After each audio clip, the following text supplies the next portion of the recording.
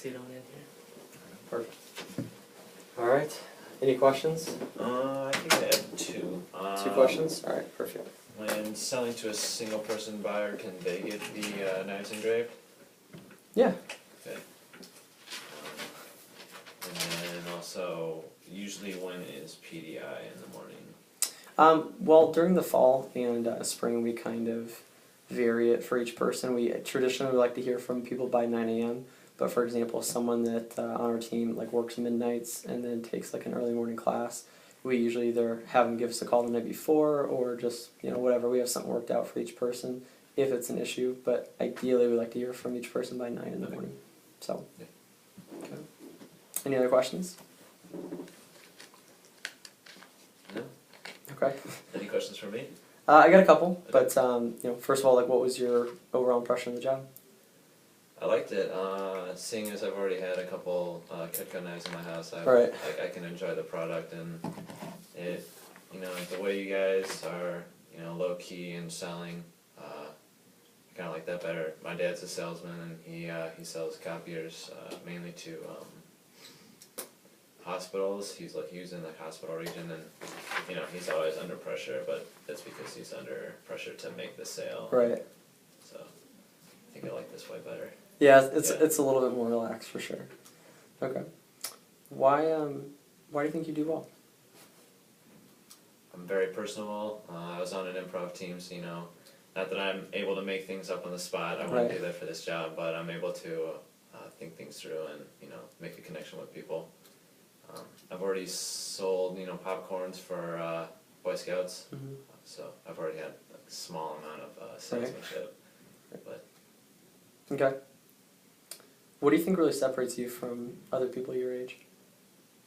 Well, partly I know that I'm an Eagle Scout, so I think usually 1 out of 100 get that, but there are a lot of Eagle Scouts out there. I've also worked in Sea Scouts, which is very different than people in St. Louis, because you usually don't hear about Sea Scout groups when landlocked, but we go to the Creve Coeur Lake to sail.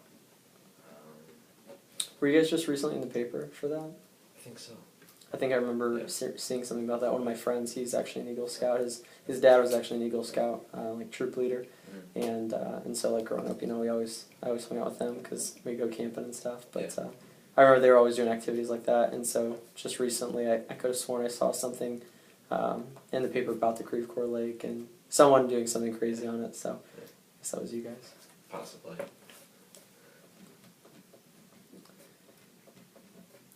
What would you say is like a big area of improvement for you?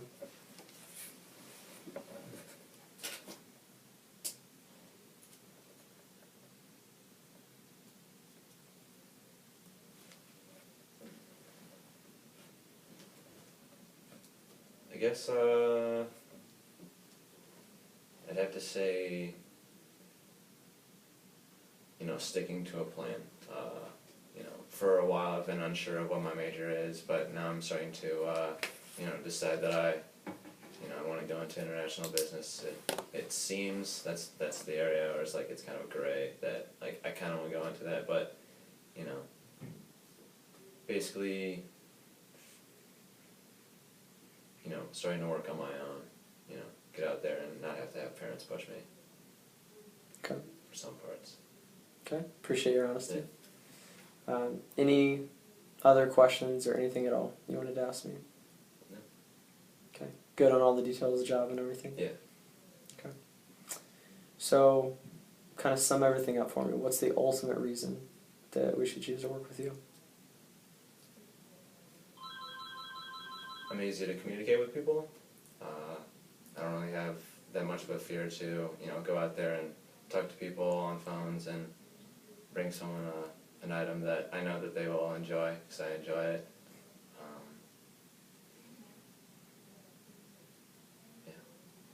Okay. All right. Well, been doing this for a long time. As I said in there, since 2008, and interview a lot of people. I do have to make some tough decisions from time to time. It's not always my favorite part of the job, but nonetheless, something I do have to do. and unfortunately we can't work with everyone. I explained that earlier. Yeah. I'm glad you at least got a chance to come down and hear a little bit about it today. For sure.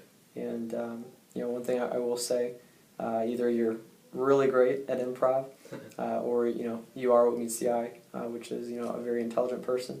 You give great answers, very intellectual, which is something I enjoy. Don't always get to have those conversations here, but you just seem like a really smart guy.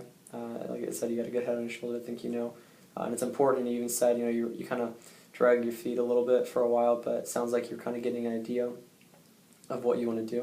Mm-hmm. And that's one thing that we talk about a lot, is that's where people fail, is they fail to make a decision. They don't know where they're going, and they can't decide where they want to go, so they go nowhere.